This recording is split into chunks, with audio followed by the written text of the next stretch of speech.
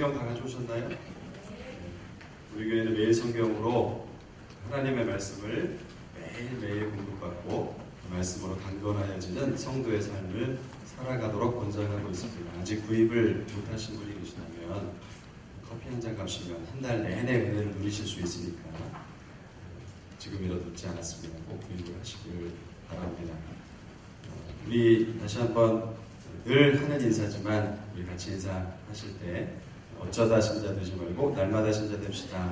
말씀하시죠. 참 좋은 인사인 것 같아요. 우리를 늘 각성시켜주는 좋은 인사라는 생각을 제가 요즘 받아갔습니다. 하나님의 말씀으로 말미암는 날마다의 신자, 그 영광을 누려가는 성도님들 되시길 바랍니다.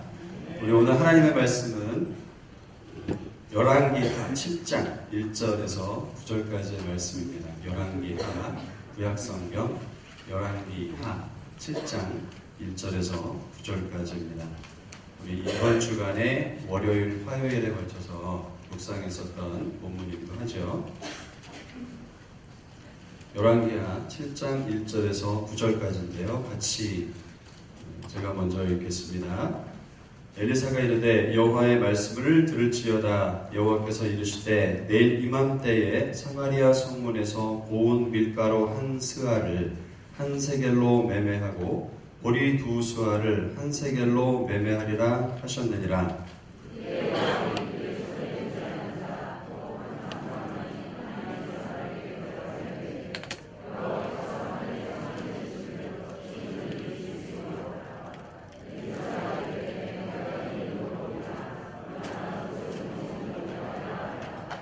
성문 어귀에 나병 환자 4사람이 있더니 그 친구에게 서로 말하되 우리가 어찌하여 여기 앉아서 죽기를 기다리랴.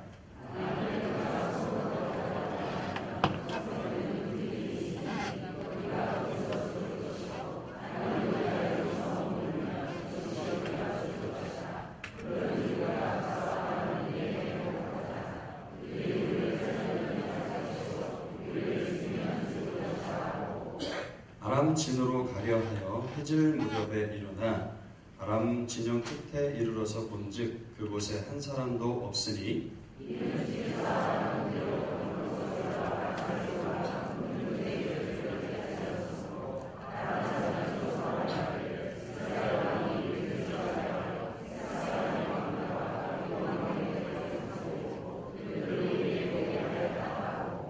해질 무렵에 일어나서 도망하되 그 장막과 말과 나귀를 버리고 진영을 그대로 두고 목숨을 위하여 도망하였음이라.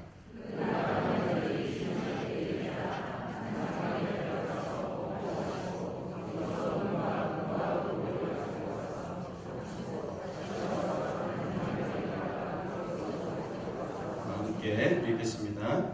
나환 자들이 그 친구에게 서로 말하되 우리가 이렇게 해서는 아니 되겠다. 오늘은 아름다운 소식이 있는 별이건을 우리가 침묵하고 있도다. 만일 밝은 아침까지 기다리면 벌이 우리에게 비칠지니 이제 떠나 왕궁에 가서 알리자 하고. 아멘. 우리가 이 세상을 살아가면서 설명이 안 되는 일들을 만날 때가 있죠.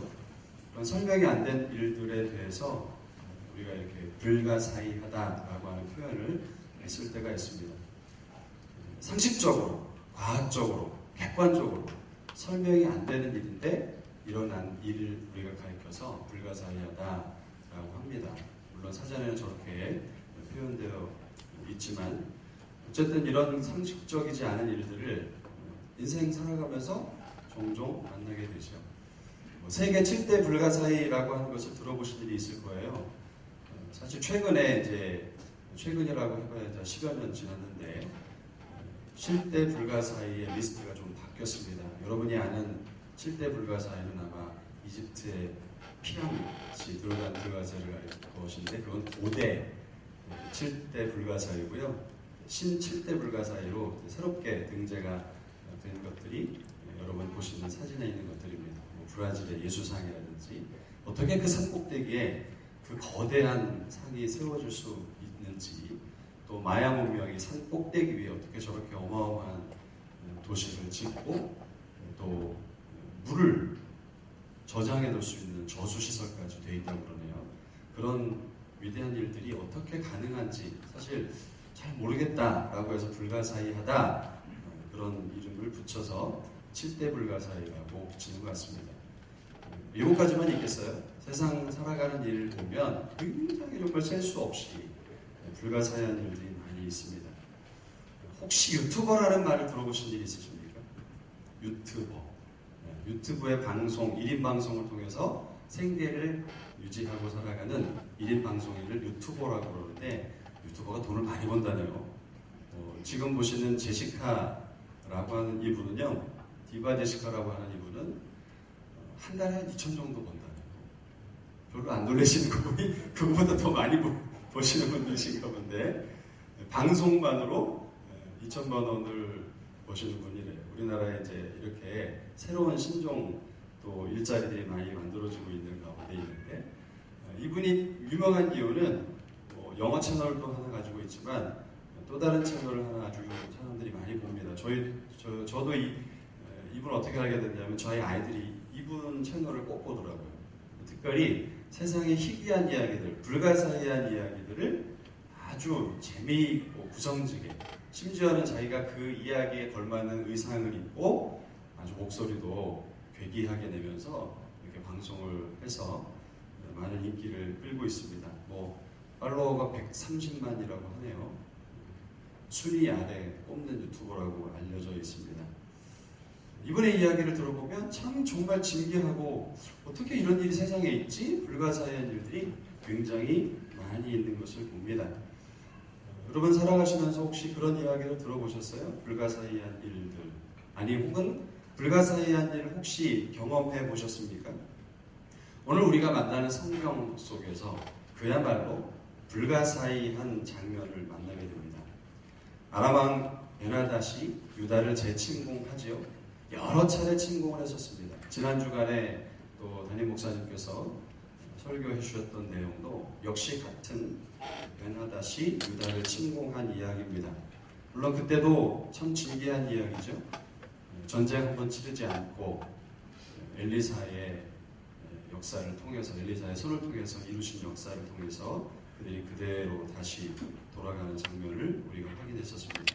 그것으로 끝나면 좋겠는데 다시 또 이들이 재정비해서 오늘 본문에 보니까 모든 군대를 다 이끌고 그렇게 적진인 이스라엘을 향해서 공격을 퍼붓고 있는 것을 봅니다. 얼마나 거친 공격을 퍼부었든지 이제 사마리아 북왕국의 수도지요. 사마리아 성만 놔두고 아마 다 함락이 된 것 같습니다. 어쨌든 징태양난에 빠진 이 북왕국의 수도 사마리아 그 안에 물가가 치솟아 오릅니다. 먹거리가 동이 납니다. 6장 24절과 29절을 한번 확인해 보시겠습니까? 이후에 아람 왕 베나닷이 그의 온 군대를 모아 올라와서 사마리아를 에워싸니 아람 사람이 사마리아를 에워싸므로 성중이 크게 줄여서 나귀 머리 하나에 은 80세겔이요 비둘기똥 4분의 1 값은 은 5세겔이라 하니 먹거리가 동이 났습니다. 물가가 치솟아 올랐습니다. 얼마나 물가가 치솟아 올랐냐면 이스라엘 사람들은 레위기에 금기되어 있는 음식 중에 하나가 나귀이기 때문에 나귀를 먹지 않습니다. 그런데 나귀가 거래될 정도죠.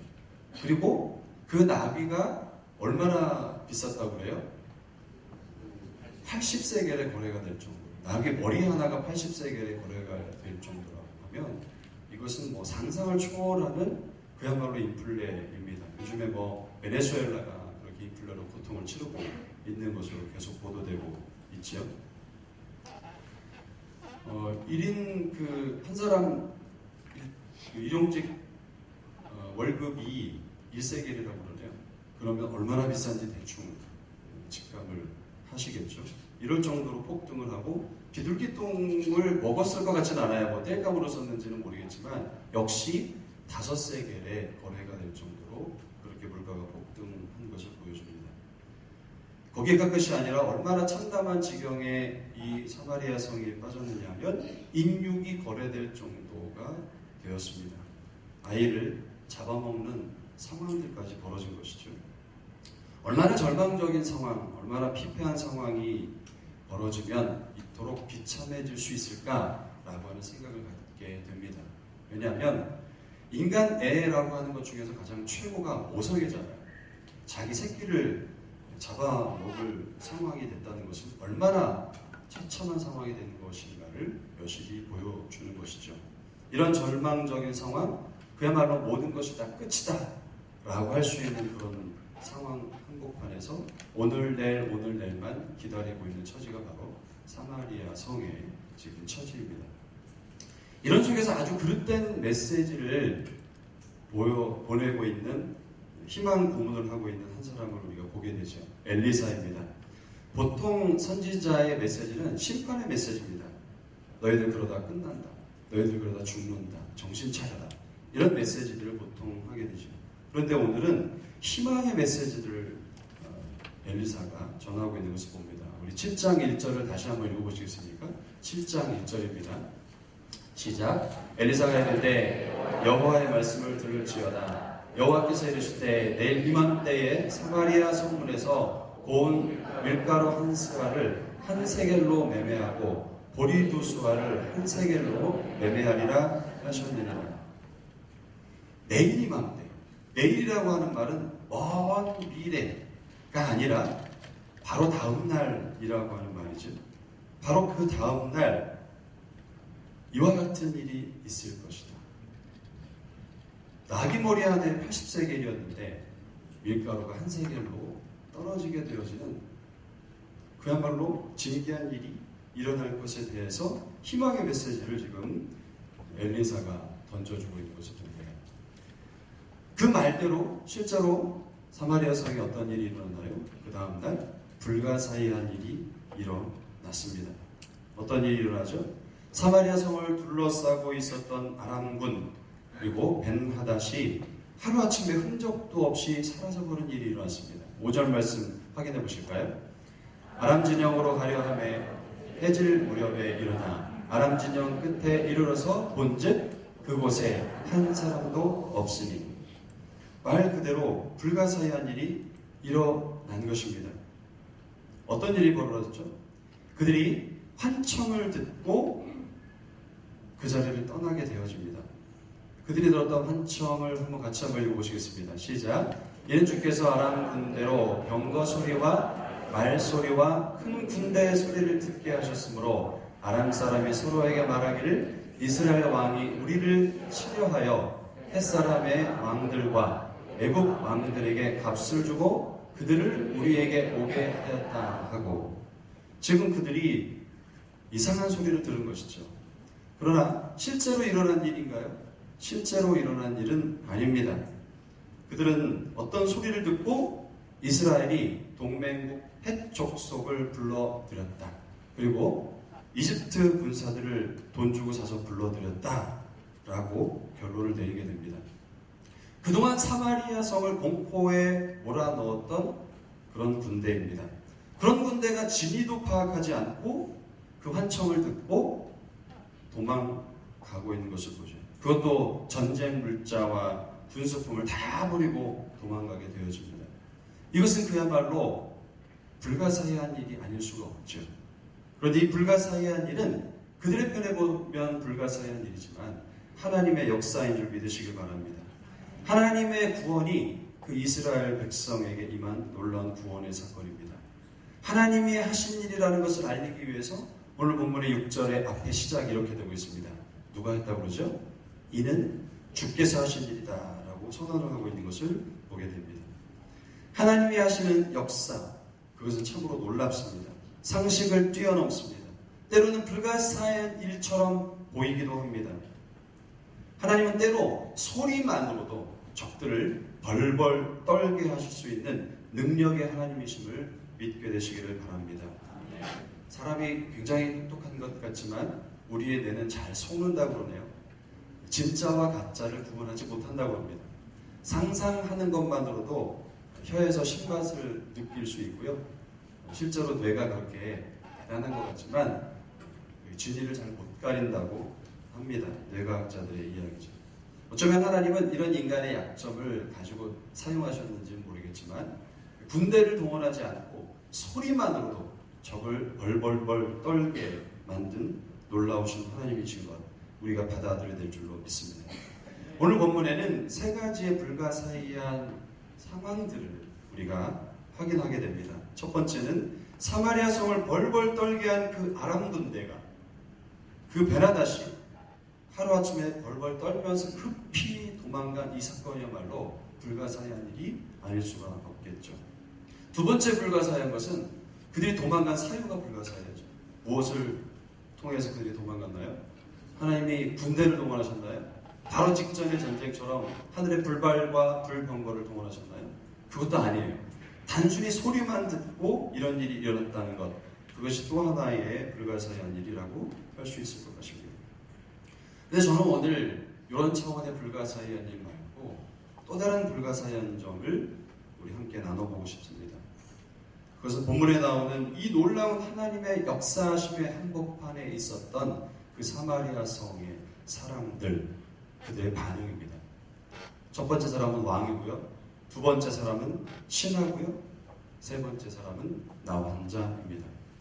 오늘 말씀은 누가 하나님의 행하시는 그 불가사의한 역사의 은혜를 덧입는가? 그것을 누가 목격할 수 있는가? 그것을 누가 과연 누리게 합당한 사람인가를 우리에게 가르쳐주고 있습니다. 어떤 사람인가요? 첫 번째는 실망의 자리에서 소망의 자리로 나아가는 사람이어야 한다라고 말씀을 하고 있습니다. 실망의 자리가 아니라 소망의 자리로 나아가는 저와 여러분 되시기를 바랍니다. 누구냐 하면 바로 이스라엘 북왕국의 왕인 요람 왕입니다. 그는 절망적인 상황, 사면초가의 상황, 앞뒤로 좌우로 도저히 빠져나갈 수 없는 그 상황 때문에 일어난 일, 그것에 대하여 하나님께 실망감을 감추지 않고 있는 것을 봅니다. 물가가 폭등했습니다. 먹거리가 바닥에 났습니다. 인육이 거래되는 참담한 상황을 그도 역시 목격하게 되어집니다.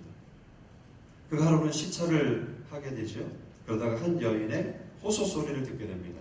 우리 6장 26절 말씀 함께 보시겠습니다. 이스라엘 왕이 성 위로 지나갈 때에 한 여인이 외쳐 이르되 나의 주 왕이여 도우소서. 나의 주 왕이여 도우소서. 그런 호소의 목소리를 그 여인으로부터 요람 왕이 듣게 됩니다. 27절에 보면 그가 응답을 하죠. 같이 읽겠습니다. 왕이 이르되 여호와께서 너를 돕지 아니하시면 내가 무엇으로 너를 도우랴? 타작마당으로 말미암아 하겠느냐? 포도주 틀로 말미암아 하겠느냐 하니라. 한마디로 말하면 내가 어떻게 할 수 있어? 난들 무슨 대책이 있어? 라고 말하는 것처럼 보입니다. 이유는 하나님께서 돕지 않는다는 것입니다. 현실을 직시하고 그 현실을 받아들이고 있는 것 같이 보입니다. 그러나 이 답 속에는 잘못된 신앙이 들어있는 것을 봅니다. 철저하게 밑바닥부터 잘못되어 있는 것이죠. 어떤 부분이 잘못되어 있나요? 누구에게 지금 탓을 돌리고 있는 것입니까? 하나님께 탓을 돌리고 있는 것입니다. 두 번째, 그의 답의 문제점은 소망하지 않고 실망하고 있는 마음을 여과 없이 그대로 드러내고 있는 것을 보게 됩니다. 왕은 철저하게 하나님 때문에 실망하고 있는 것이죠. 우리가 자주 빠지는 신앙의 바닥이 어디입니까? 바로 실망의 바닥입니다. 우리의 삶의 사면초가와 같은 어려움과 불편한 일을 만났을 때 우리 역시 드러내는 밑바닥이 뭐예요? 하나님께 실망한 그 마음을 그대로 드러냅니다. 내 처지를 이대로 버려두시는 하나님, 나를 돌아보지 아니하시는 하나님, 그 하나님에 대해서 굉장히 불편해지는 마음이 바로 실망의 마음이죠. 유실론적 불가지론이라는 말이 있습니다. 좀 어려운 표현인데 이 말은 하나님은 계시지만 하나님은 날 돕지 않아. 하나님을 믿긴 믿어요. 하나님이 계시는 걸 알긴 알겠어요. 그러나 나의 하나님인지는 모르겠다는 말이 바로 유실론적 불가지론자라고 할 수 있을 것입니다. 문제가 생길 때마다 우리 밑바닥에서부터 솟아 올라오는 마음입니다. 그런 이스라엘 왕 요람은 거기서 끝나지 않습니다. 희생양을 찾습니다. 그리고 그 희생양을 누구로 결론 냅니까? 엘리사 때문이다. 하나님과 엘리사 때문이다. 그래서 엘리사 체포령을 내리고 있는 것을 봅니다. 6장 31절 같이 읽습니다. 왕이 이르되 사밧의 아들 엘리사의 머리가 오늘 그 몸에 붙어 있으면 하나님이 내게 벌 위에 벌을 내리실 줄로다 하니라. 이 말이 무엇이 문제입니까? 왕이라면, 적어도 한 나라의 친정국가의 통치자라면 그 책임을 누구에게 물어야 되나요? 자신에게 물어봐야 되겠죠. 지도자로서의 책임을 다하고 있는가? 나의 죄는 없는가? 먼저 떠올려 보아야 될 것입니다. 어떻게 말해야 되나요? 백성아, 이것이 다 나의 책임이다. 사랑하는 백성아, 이 모든 일들이 다 나 때문에 일어난 일이구나. 그러나 하나님을 향하여 소망을 잃지 말자. 하나님은 우리를 결코 버리지 아니하시니 그 소망을 하나님께 두는 것을 포기하지 말자라고 했어야 했을 것입니다. 그러면 소망은 긍정적인 미래를 꿈꾸는 것이 아닙니다. 하나님을 버리지 않는 게 소망인 줄 믿으시기 바랍니다. 하나님이 나를 버리지 아니하심을 믿음으로 취하는 것이 바로 소망의 중요한 내용인 것을 우리가 믿게 되길 바랍니다. 소망의 믿음, 이것은 우리로 하여금 불가능한 모든 상황을 살아내게 하는 원천의 능력이라는 것입니다. 상황 때문에 실망할 수 있습니다. 인간이기에 실망감이 찾아올 수 있습니다. 그러나 그 실망감으로 말미암아 하나님을 포기하고 하나님을 향하여 소망을 포기하는 것을 멈출 수 있기를 바랍니다. 실망해도 하나님을 향한 소망을 끝까지 버리지 아니하는 저와 여러분이 되시기를 바랍니다. 이사야서 8장 17절에 보면 이제 야곱의 집에 대하여 얼굴을 가리시는 여호와를 나는 기다리며 그를 바라보리라 라고 말씀합니다. 기가 막힌 말씀이지 않습니까? 지금 어떻게 하나님이 하고 계세요? 야곱의 집에 대하여 얼굴을 가리우시는 하나님이래요. 내 기도를 안 들어주시는 하나님이래요. 내 상황을 바꿔주시 아니하시는 하나님이래요. 그런데도 불구하고 지금 어떻게 노래하고 있어요? 나는 기다리며 그를 바라보리라. 이것이 우리가 절망의 때에, 사면 초가의 때에 하나님을 바라볼 줄 아는 믿음이 되어야 할 것입니다. 희생양을 찾기보다는 실망한 자신을 주님께 내어드리십시오. 그럴 때 불가사의한 역사를 목격하는 그 한복판에 서는 믿음의 사람이 되어질 것입니다. 오늘 두 번째 우리가 봐야 될 사람이 있습니다. 하나님께서 우리에게 불가사의한 목격자로 세우기 위하여서 실망해서 소망의 자리로 나아가는 것뿐만이 아니라 때때로는 그 실망의 자리 더 밑바닥까지 떨어지지는 말아야 된다라고 말씀을 하고 계세요. 그것은 불신앙의 자리입니다. 불신앙의 자리가 아니라 신앙의 자리로 나아가는 우리가 되어야 될 것입니다. 우리가 이런 표현을 쓰죠. 이보다 더 비참할 수 있을까? 혹시 이런 말 해보신 적 있으십니까? 저는 해보았는데 살아가면서 누구나 한 번씩은 던지는 말이죠. 이보다 더 비참할 수 있을까? 언제 해보셨습니까? 사업이 망하고 해고를 당하고 자녀로 말미암아 고통을 겪고 또 원하지 않는 육신의 질병이 찾아올 때 이보다 내가 더 비참해질 수 있을까라고 하는 말을 각각 떠올리게 마련입니다. 그런데 이런 상황의 비참함보다 성도에게 더 비참한 것이 있습니다. 그것은 무엇이냐면 사망이 아닙니다. 하나님을 믿지 않는 불신앙의 나락으로 떨어지는 것, 하나님을 버리는 불신앙의 나락으로 떨어지는 것, 그것이 성도에게 더 비참한 밑바닥이라는 것을 기억해야 할 것입니다. 엘리사는 이 비통한 상황, 답이 없는 상황, 오늘 내일만 기다리고 있는 그런 상황에 소망의 메시지를 던집니다. 7장 1절 다시 한번 읽어보실까요? 엘리사가 이르되 여호와의 말씀을 들을지어다 여호와께서 이르시되 내일 이맘때에 사마리아 성문에서 고운 밀가루 한 스와를 한 세겔로 매매하고 보리두 스와를 한 세겔로 매매하리라 하셨느니라.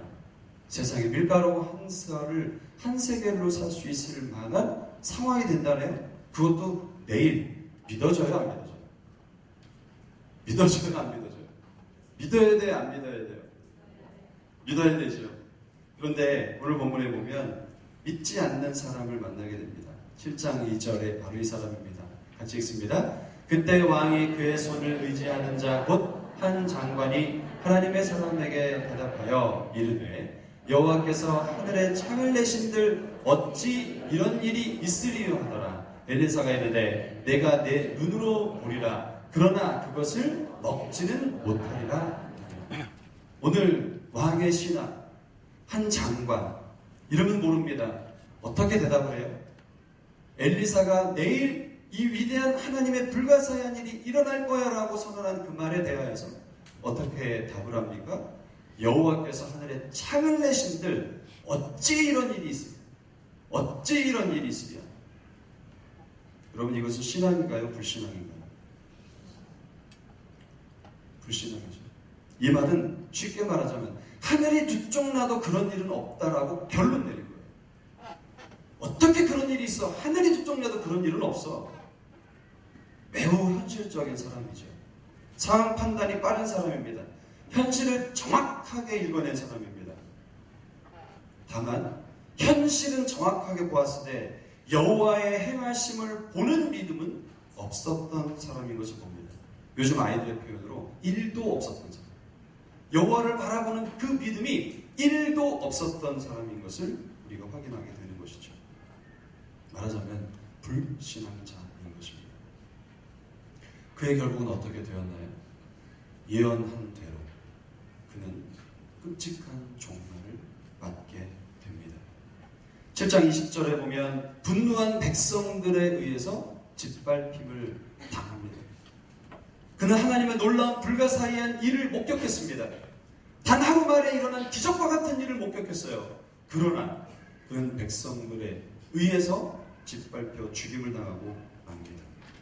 하나님께 대한 실망보다 더 바닥이 있다면 그것은 불신앙입니다.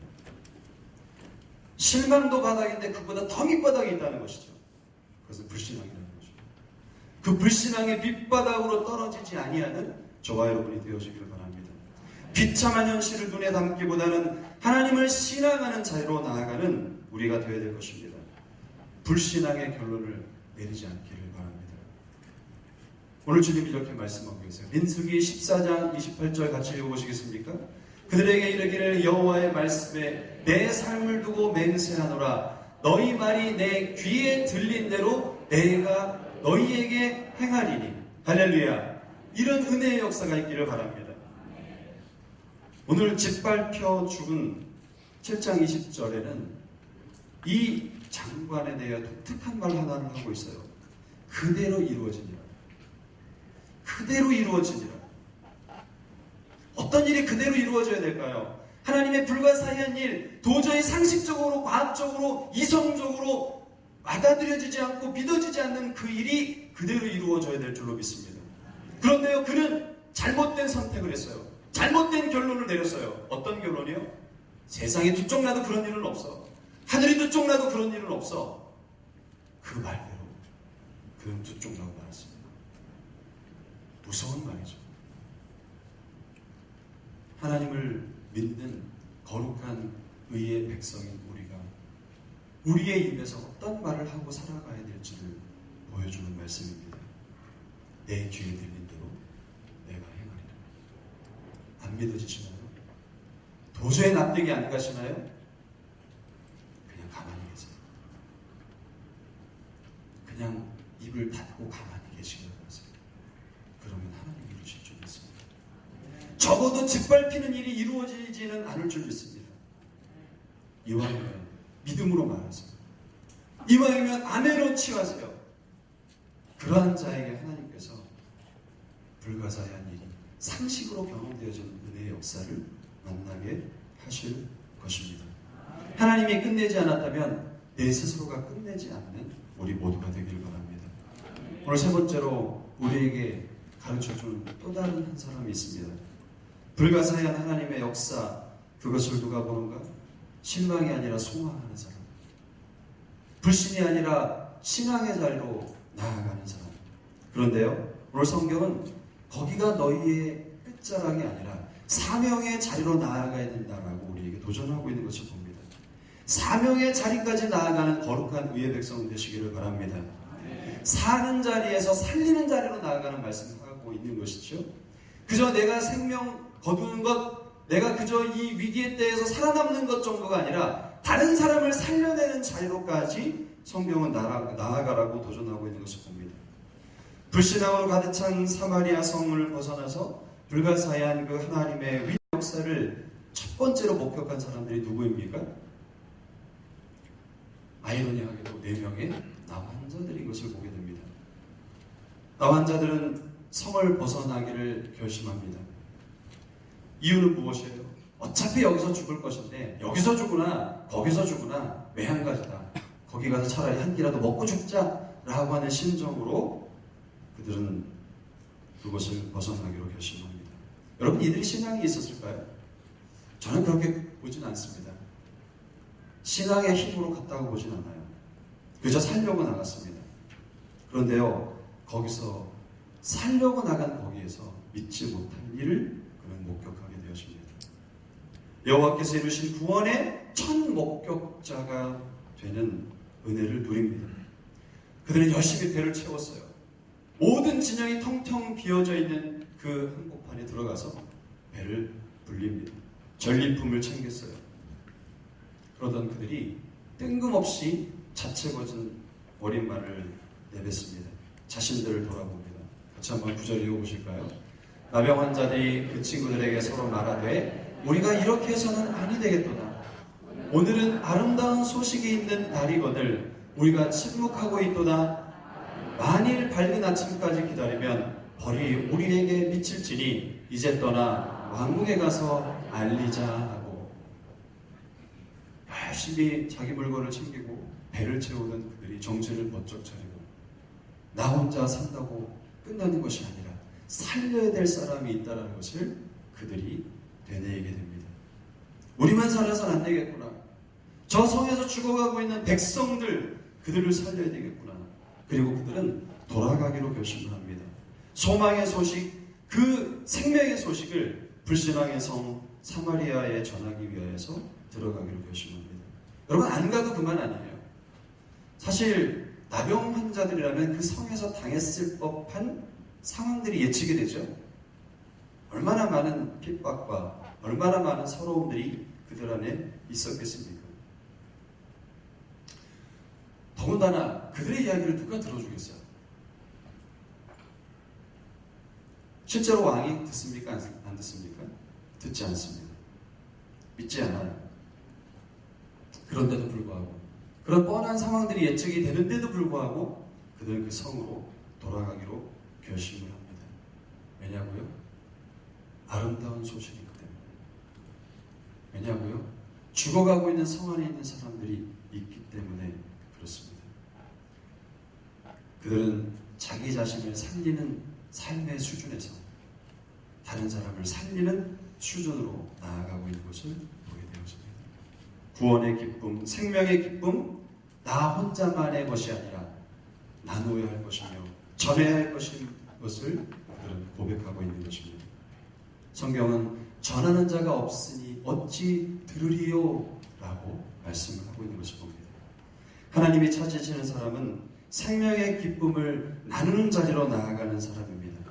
사명의 발걸음으로 나아가는 사람입니다. 오늘 여러분에게 질문을 드립니다. 저와 여러분은 이 세 사람 중에 어디에 위치하고 있을까요? 여호람 왕입니까? 장관입니까?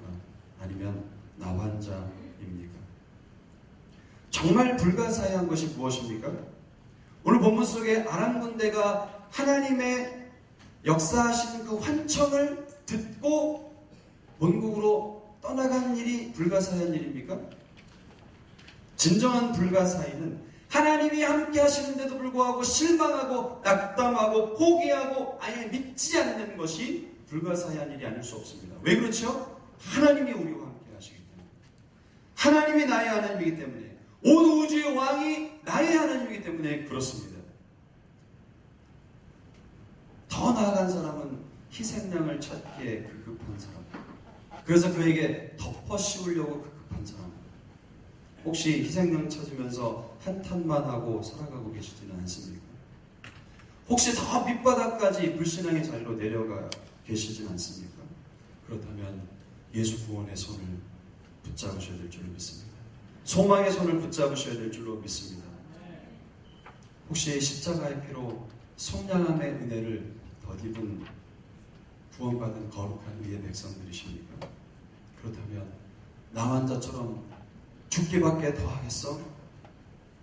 라고 하는 심정으로 예수님께서 내어민 그 손을 붙잡아, 그 이름이 생명책에 기록된 은혜를 덧입은 사람이거든, 이 자리에서 그 생명을 누리는 것으로 끝나서 안 되고 생명을 나누는 축복의 자리로 나아가는 우리 모두가 되길 바랍니다. 삶에 심하는 가족들이 있습니다. 이웃들이 있습니다. 그들에게 손을 내밀어 그 생명의 자리로 초대하는 우리 가을을 맞이하시면 어떨까요? 올해 특별히 6주 소그룹은 내가 사랑하는 먼이라고 하는 주제를 가지고 함께 출동하는 캠페인을 갖게 됩니다. 넘치는 돈 때문에 주체할 수 없어 하는 사람들이 있어요. 얼마나 되겠습니까? 많은 사람들은 대부분 돈 때문에 관계가 깨지고, 우리 지난 시간에 틀어드렸던 영상에 혹시 BG, 그 배경음악을 아시나요? 돈 때문에 속상하고, 돈 때문에 기분 좋고, 돈이란 무엇이길래 사람을 울리나. 홍수철 씨가 부른 노래인데 혹시 아세요? 홍수철이라는 가수를 아세요? 너무 경건하게 사셔서 찬송밖에는. 철없는 마음으로 사랑을 나누었지 뭐 이런 노래 아세요?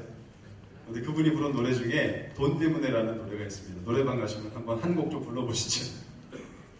근데 그 노래는 저는 참 은혜를 받아요. 돈 때문에 속상하고, 돈 때문에 눈물 짓고, 돈이란 무엇이길래 사람을 울리는. 사람을 울리는 정도가 아니잖아요. 어떤 사람은 생명을 위협받기도 하는 것을 볼 수 있습니다. 돈 때문에 인생을 포기한 사람이 허다하기도 합니다. 하나님의 불가사의 은혜가 필요합니다. 하나님의 불가사의한 은혜가 필요합니다. 그런데 그 불가사의한 은혜가 누구를 통해서 나타나게 되나요? 거룩한 의의 은혜를 덧입은 우리인 줄로 믿습니다. 이번 6주 캠페인, 그분들을 만나서 소망을 주는 자리로 나아가시는 우리 모두가 되셨으면 좋겠습니다. 그분들에게 아름다운 소식, 기쁜 소식, 생명의 소식, 돈이 인생의 전부가 아니라 돈 위에 계신 하나님을 만나게 하는 은혜의 자리로 우리 이끌어가는 기적의 시간, 우리 함께 만들어 보실 수 있게 되길 바랍니다. 불가사의의 은혜를 덧입는 무더운 여름을 보내고 은혜의 가을을 맞이하는 저와 우리 모든 성도님들 되시길 바랍니다. 우리 같이 이 시간 찬양하겠습니다. 모든 상황 속에서 주를 찬양할지라. 주는 너의 큰 상급 큰 도움이시라. 내 영혼이 확정되고 확정되어 싸우리. 믿음의 눈을 들어 주를 바라봅니다. 이 표현 참 마음에 담아지는 것 같아요. 믿음의 눈을 들어야 합니다. 우리의 상황은 도저히 납득이 안 되고 안 될 것처럼 보이는 것 투성이이지만, 하나님은 우리에게 남들은 불가사의처럼 보이는 그 일을 우리에게 목격하게 하실 것입니다. 그런데 믿음의 눈을 들어 여호와를 바라보는 소망의 사람, 불신앙의 나락으로 떨어지지 아니하고 은혜의 자리, 신앙의 자리로 나아가는 그 사람, 하나님을 믿어드리는 그 자리로 나아가는 사람, 그 은혜를 누리게 될 줄로 믿습니다.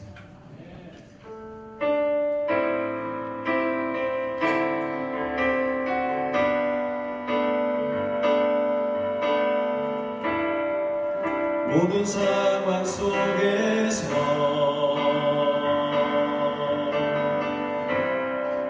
주를 찬양할지라.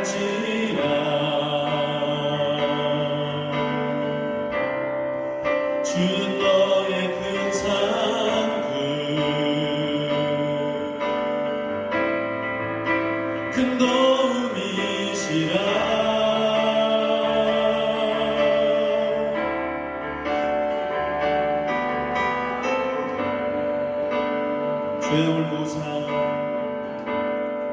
죄